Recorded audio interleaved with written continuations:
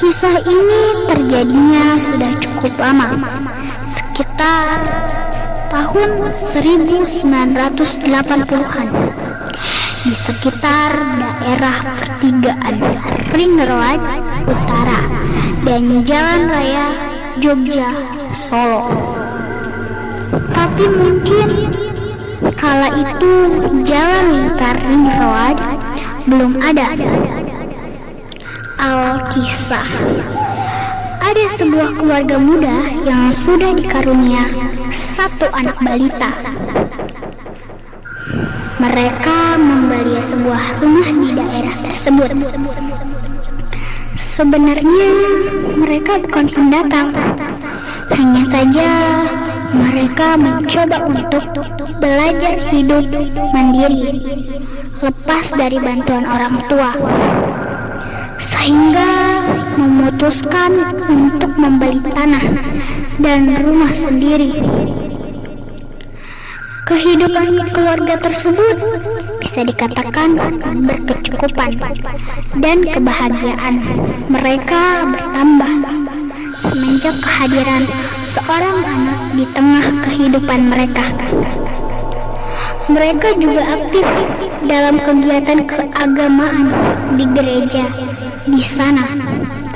Mereka kebetulan beragama Katolik. Rumah yang mereka miliki tidak bisa dikatakan kecil, tapi tidak juga terlalu besar. Di dalamnya ada 3 kamar. Jadi mereka menyediakan kamar tersendiri untuk anak mereka. Tetapi kehidupan keluarga muda itu setahun semenjak mereka menempati rumah tersebut berangsur-angsur berubah menjadi gelisah. Entah kenapa anak mereka sering masuk ke rumah sakit, bahkan terlalu sering. Seminggu di rumah sakit sembuh, 3 hari di rumah awalnya sehat, namun kembali rewel dan masuk ke rumah sakit lagi. Untuk Omnaim, demikian terjadi terus-menerus seperti itu. Orang tua mana yang tidak akan sedih melihat anak mereka seperti itu? Mereka sampai rela menjual barang-barang berharga milik mereka untuk biaya pengobatan anaknya agar bisa sembuh. Bahkan sanak saudara mereka pun turut membantu dana untuk pengobatan anaknya. Mereka bingung menghadapi kejadian yang menimpa anak mereka. Bahkan pernah berpikir, apakah ini akibat perbuatan orang yang tidak suka terhadap mereka? Tetapi mereka segera mengenyahkan pikiran tersebut. Rupanya kabar mengenai kejadian yang menimpa anak dari keluarga muda tersebut pun terdengar oleh salah satu pastor yang sering bertugas di gereja di sana. Jam 10.00 pagi, sang pastor pun mengunjungi keluarga itu untuk memberi dukungan moral dan turut mendoakan bagi kesehatan si anak.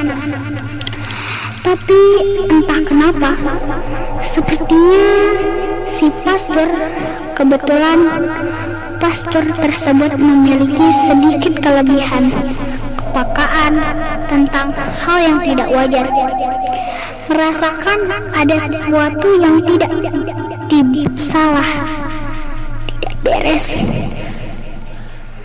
di salah satu kamar dari rumah tersebut. Dan ternyata itu adalah kamar si anak yang biasa untuk tidur. Dia pun meminta kepada sepasang suami istri tersebut. Untuk sementara ini, anaknya dipindahkan dari kamar tersebut dan meminta kepada mereka untuk memperhatikan situasi di kamar anak mereka setiap menjelang jam 23.00,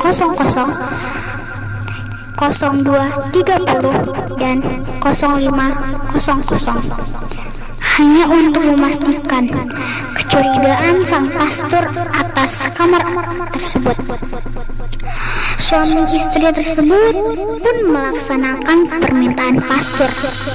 Setelah anak mereka dipindahkan dari kamar tersebut ke kamar lain, mereka secara bergantian mengamati dan menunggu apakah yang akan terjadi.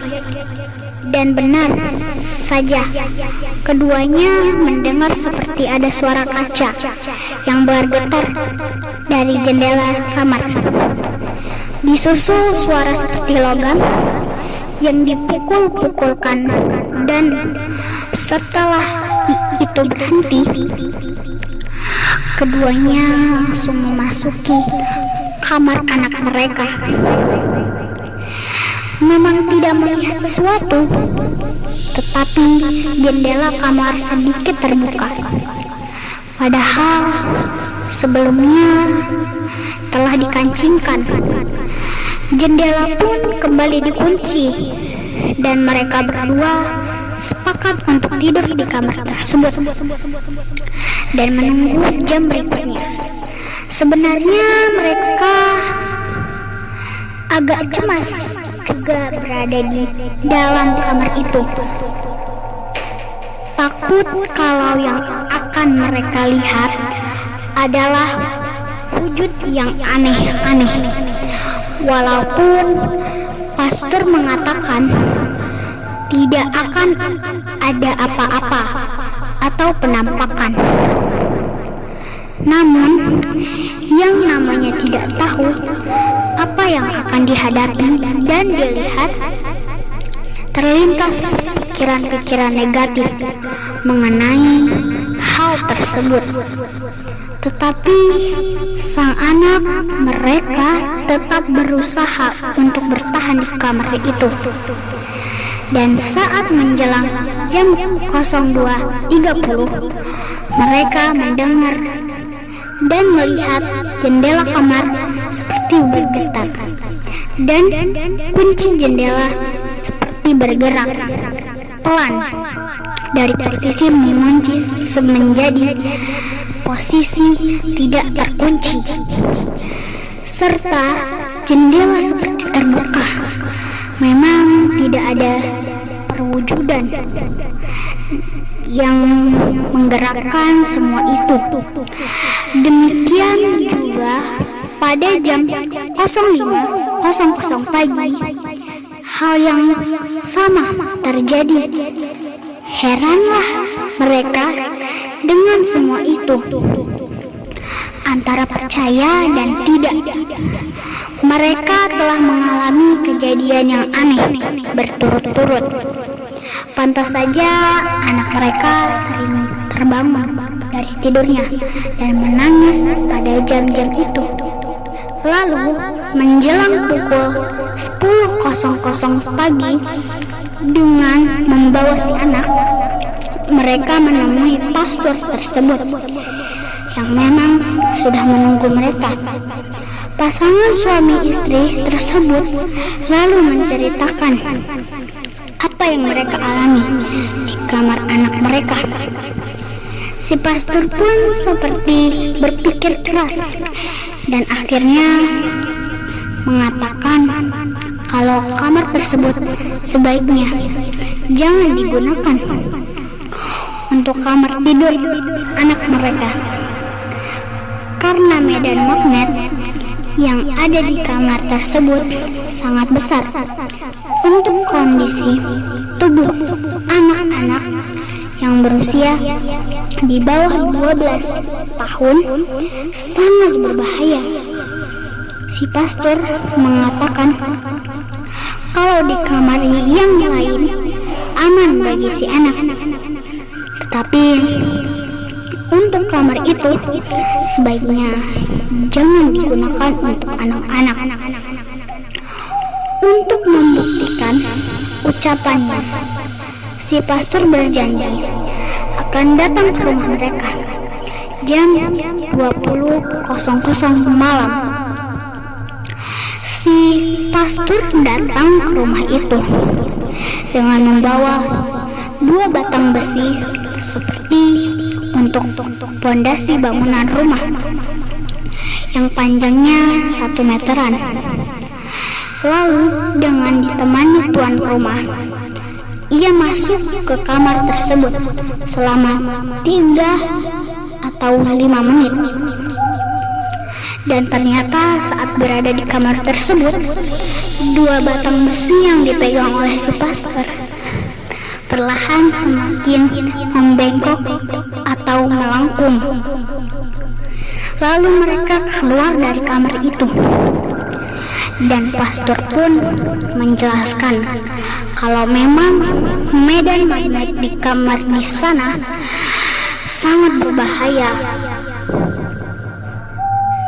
bagi kondisi badan anak, dan biasanya berdampak ke bagian perut atau pencernaan, dan jika diteruskan tidur di sana bisa membahayakan nyawa sang anak. Dan mereka benarlah apa yang dikatakan pastor itu.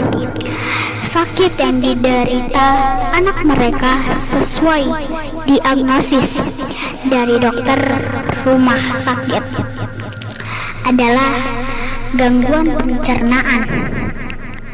Pastor menyarankan kamar tersebut masih bisa digunakan asalkan yang menempatinya jangan anak-anak, harus orang dewasa atau setidaknya masih digunakan untuk tidur bagi anak-anak. Mereka pun mengikuti saran dari pastor dan memindahkan kamar tidur anak mereka ke kamar yang lain yang menurut pastor aman. Dan selanjutnya anak mereka pun berangsur-angsur pulih dari sakitnya. Jadi semua itu terjadi bukan karena ada gangguan dari makhluk gaib, tetapi karena faktor alam.